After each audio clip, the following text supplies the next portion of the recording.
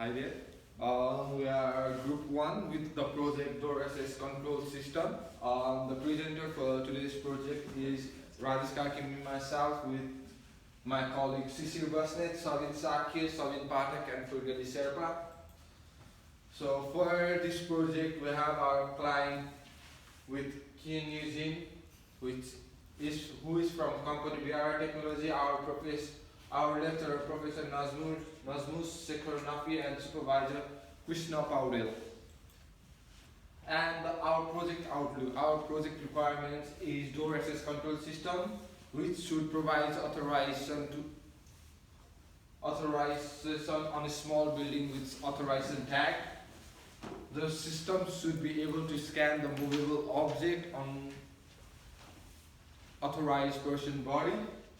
It should be in the minimum range of 2 steps away, which is approximately 40 centimeters.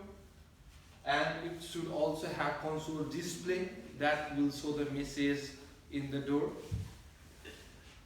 And it should also store the database of the history in a database server connected with the system.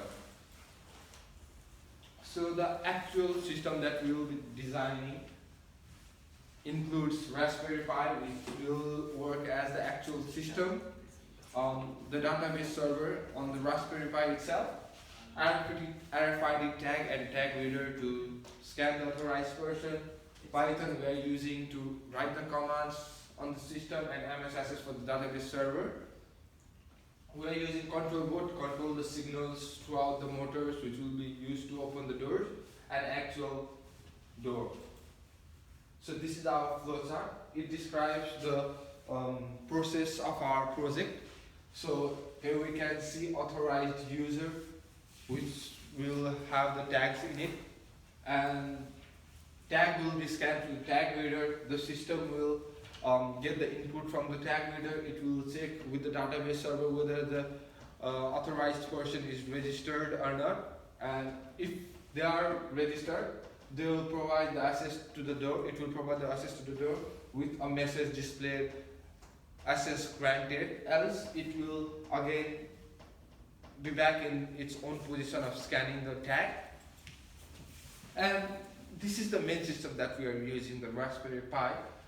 We are using Raspberry Pi for our system other than Arduino or other options because it is scalable. It's a mini computer, so it functions similar as a normal working computer. We are using Raspberry Pi because of its scalability. It's user friendly, it's expandable, and we can attach other security in futures if required. That's why we are planning for our future and using the Raspberry Pi for our project. And as a normal computer, it doesn't start the programs that we need to start during the startup. So we have to do some changes over the setting in the terminal to start the program in the beginning. So for the process to start our program during the start, we can go into the terminal with sudo cron tab -e, assigning the path of the project and configuring the Raspberry Pi to display on command line interface rather than this desktop display. So for the next contribution on the project, my friend Shishir will continue. Thanks, Rajesh. Thank you. It's me, Shishir, presenting about the rest of this slide. And for the first slide, I am here talking about the database. So we are going to use 2 database systems. First of them is about the pre-registered authorized database, and second one is the history recording database. So about the database also, as Raj said, we need to configure something. So in the Python as a programming language we are using, so that database and the access which has been in the card tag reader, whichever history is access denied or access granted, it should be recorded. So we'll use the programming language for that. And for the next one, I'm talking about the process of this door access control system. So for the first thing, we're going to connect all the hardware and circuit designing, and the next thing is Raspberry Pi configuration. As you already said, we need to configure SPI mode so that all of the things like tag readers and then card readers and the Raspberry Pi and rest of the things like motor and circuit board should be connected within the Raspberry Pi configuration model. And the next one will be installation of Python. Next thing as the project requirement is automatic door system, and the door access shall be 24/7 open. And the next thing will be the display for the door which shows access is denied or access is granted.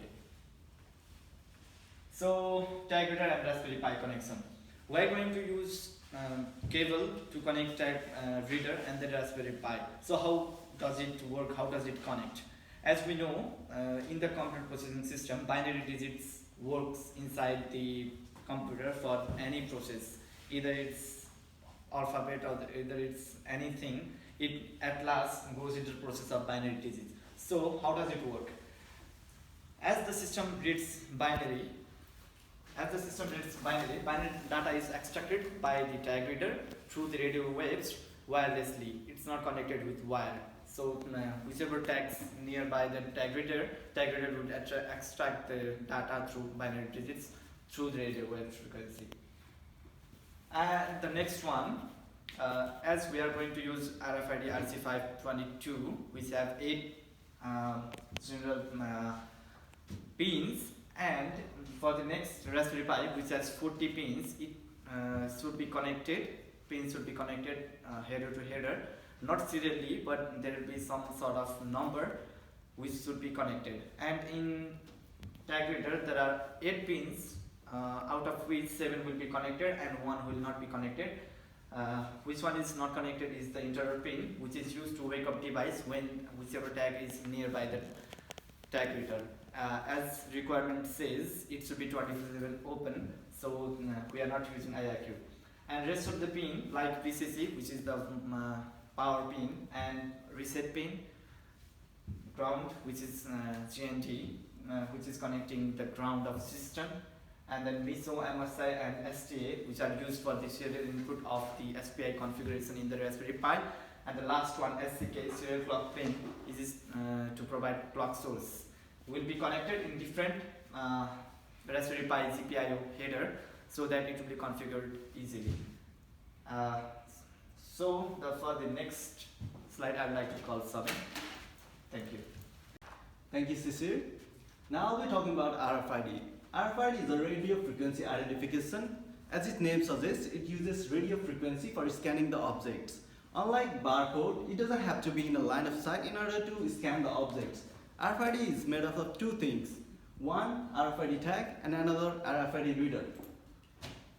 RFID tag. It consists of 2 types, active and passive. Active tag consists of, it has built-in battery inside it, and passive tag doesn't have any battery. As active tag contains battery, it has a longer read range than passive tag. So tag reader.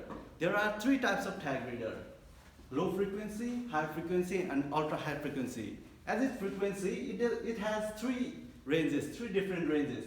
Low frequency has a range up to 10 centimeter, and high frequency consists from 10 centimeter to 1 meter, and ultra high frequency can go up to 6 meters and can be increased.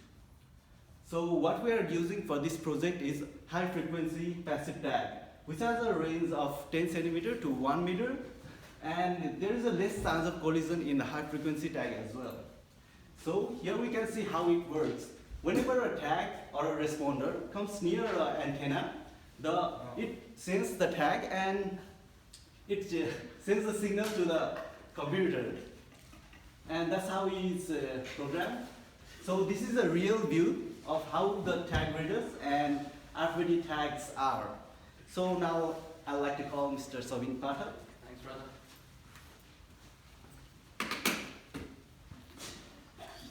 So now I'm going to discuss on 3 things. So it's drivable, test coding for Python, and the motor. So drivable is generally the mediator between Raspberry Pi and the motor. So we got like GPIO pins on the Raspberry Pi, which is connected to the driver board on the one side, and on the other side there can be 2 motors and 1 battery for external power supply. So we're gonna use Atfute TV6612. So it can drive 2 motors or 1 stepper motor. So we're gonna use 1 stepper motor. Its properties are like current 1.2 ampere per channel and weight of 1.8 grams, dimension of 27 mm length, breadth of 19 mm and a height of 3 mm. So it's connected by a circuit connection. This one is Atfute TV6612 driver board. So these are for the connection to the Raspberry Pi, and this one is for motor, and the middle one is for the battery for external power supply. So this one is connection between driver board and the Raspberry Pi. So these are the pins that you saw in the driver board, this figure. So these are the pins on the Raspberry Pi. So after this connection, you are proper enough to use this one and run the motor, and it's connected to the motor through these pins. So we got like motors. So we're using CNK power stepper motor. So it got like 4 wires, as you can see in this figure. 4 wires, dimension of 42 length, 42 breadth, and 40 mm of height. These are the properties. This is what makes us use this motor rather than the other one. So it got like 2 power supplies, one from the GPIO pins from the Raspberry Pi, and the other one is from the external batteries that we're gonna use on the driver board. So the power from GPIO pin is to control the motor, either to how to control the speed, how to run the motor clockwise or anti-clockwise. So for the coding, we're gonna do this one in Raspberry Pi. So first of all, we need to log in into the Raspberry Pi with this code. So now we got work to drive the motor. So now we got to set up the GPIO pins in the Raspberry Pi with this GPIO setup code. Now we got connection of Raspberry Pi to the driver board with these codes. These are the pins that I saw you before, and the motor is already connected to the driver board. So we need to drive the motor either clockwise or anti-clockwise. So for the clockwise, we need to set up AIN 1 pin high and the other AIN pin low, 2 pin low. So now to set up the speed of motor, we need to set up the PWMA pin. So this is the code for that one. So after it's driving on the clockwise, we need to do it anti-clockwise. So we need to disable the standby first, then put the some time, set up some time for a door to open and close, the time interval between closing and opening of the door. So X represents how many seconds we're gonna set up. So again, to close the door, we need to set up again the same code, but we need to put AIN 1 low and this AIN 2 high. So, but if any person is moving in the door when it's closing, we need to put one motion sensor, so there is no any damage for the any individual passing through the door. So to run the motor, we got this code, sudo python motor python. So then door will be working. So now for the door, I'm going to ask my friend Furgeli to explain. Thank you, Sabin. Hi guys, my name is Sherpa and I'm going to explain you about the prototype of how the door looks like. So we all know the automatic door system. We've been to hospital, colleges, everywhere, which uses the door system. But actually, have we ever heard that how it works? Like, what is the internal system and how it's connected to all the motors and everything? So for our project, we're using Atfute TB6612 motors on the side of the doors, and this is what actually the motors look like inside the door system. It is covered from outside, but if you go through the internal part, that's all the things we can see. So the motor is connected on the top of the door, and there is a belt on the side which opens and closes the doors.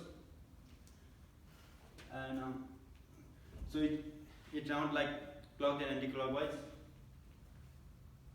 RFID tag readers are placed near the door, so we can scan the card, scan the readers, and so the door is activated. Exit button is placed inside the door in case of any false or emergency case. For the limitations of the door, only the authorized access people can access the door, and no records will be recorded on the data system if there is unauthorized access person door, and the less security due to data less range 40 cm for door access system. On the conclusion, we are using RFID tag readers for the door to open the automatic door systems. Door access will be maintained on basis of authorized tags, and data entries will be stored on database. That's all for today, guys. Thank you.